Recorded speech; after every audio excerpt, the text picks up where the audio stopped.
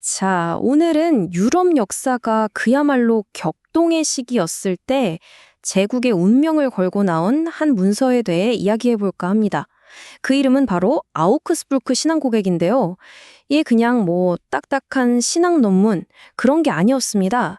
이건 믿음을 지키기 위한 정말 대담한 선언이었고 말 그대로 역사의 물줄기를 바꿔놓은 외침이었죠. 배경은 1530년 아우크스부르크입니다. 신성 로마 제국 황제의 절대적인 권위 앞에 종교 개혁가들이 섰습니다. 그리고 그들은 이 아주 근본적인 질문에 답을 해야만 했죠. 어떻게 황제에게 혁명을 변호할 것인가?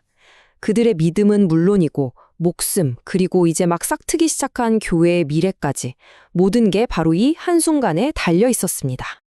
그럼 본격적으로 한번 들어가 보죠. 당시 유럽에서 가장 강력한 통치자, 바로 카를 5세 황제가 아우크스부르크에서 제국회의를 소집합니다. 일종의 의회 같은 건데요. 이건 그냥 정기회의가 아니었어요. 자신의 거대한 제국을 뿌리부터 뒤흔들고 있는 아주 심각한 위협들, 이걸 해결하기 위한 긴급 정상회담이나 마찬가지였습니다. 지금 보시는 이 상황이 당시 황제가 처한 딜레마를 아주 잘 보여주죠. 한쪽에서는 오스만 제국이 어마어마한 군사력으로 제국을 위협하고 있고요.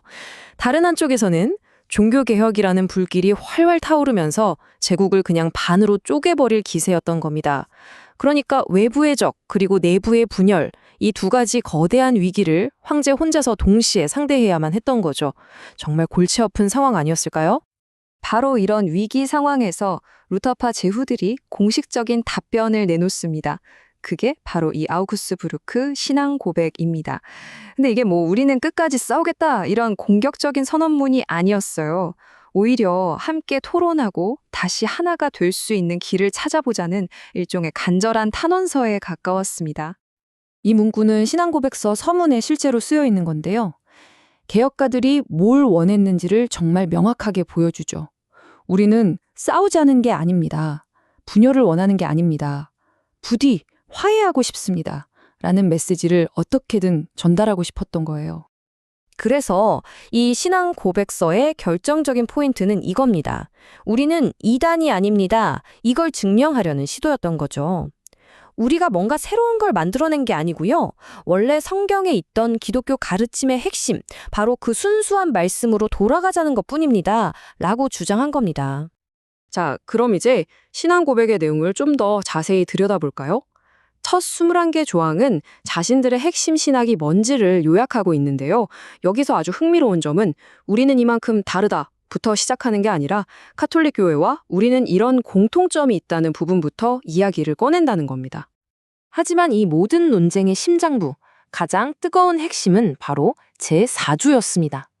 다른 모든 주장을 떠받치는 절대적인 초석이자 모든 걸 새롭게 보게 만드는 바로 그 개념이었죠. 그게 바로 이 신칭의라는 개념입니다. 글자 그대로 믿음으로써 의롭게 된다는 뜻이죠. 이걸 좀 더 쉽게 풀어서 설명해 볼까요? 구원이라는 게 말이죠.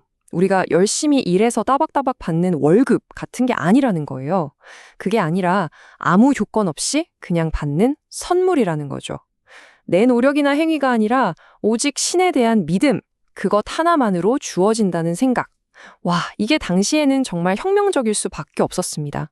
왜냐면요, 교회의 그 막강했던 경제적, 정치적 권력 기반을 정면으로 흔드는 이야기였거든요.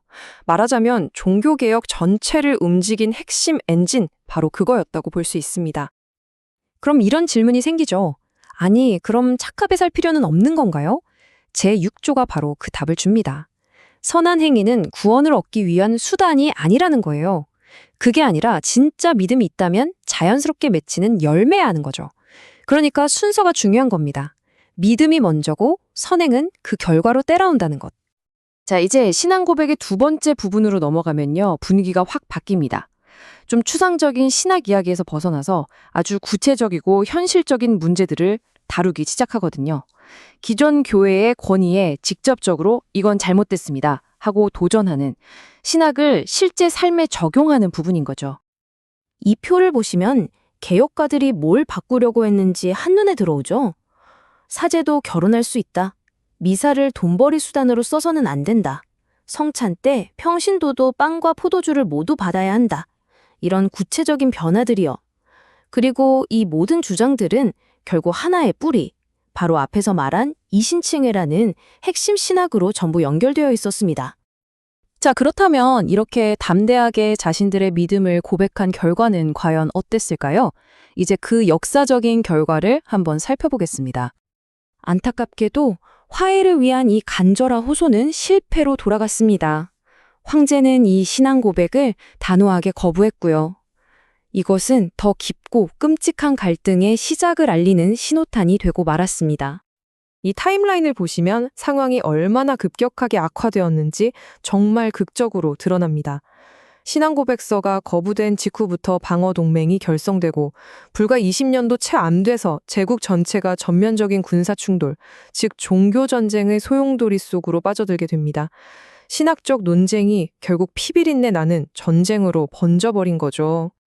그럼 오늘 살펴본 내용의 핵심을 한번 정리해 보겠습니다. 아우크스부르크 신앙 고백은 참 아이러니한 문서예요. 어떻게 보면 실패한 평화협정이지만 동시에 아주 성공적인 창립 문서이기도 하거든요. 그러니까 제국을 다시 하나로 만드는 데는 실패했지만 그 이후 수백 년 동안 이어질 프로테스탄트라는 새로운 신앙의 정체성을 세상에 명확하게 선포하고 정의하는 데는 완벽하게 성공한 셈이죠. 마지막으로 이 질문을 여러분께 던지면서 마무리하려고 합니다. 이 역사적 사건은 오늘날 우리에게도 여전히 묻고 있습니다. 신앙과 정체성, 그리고 권위에 대해서 말이죠.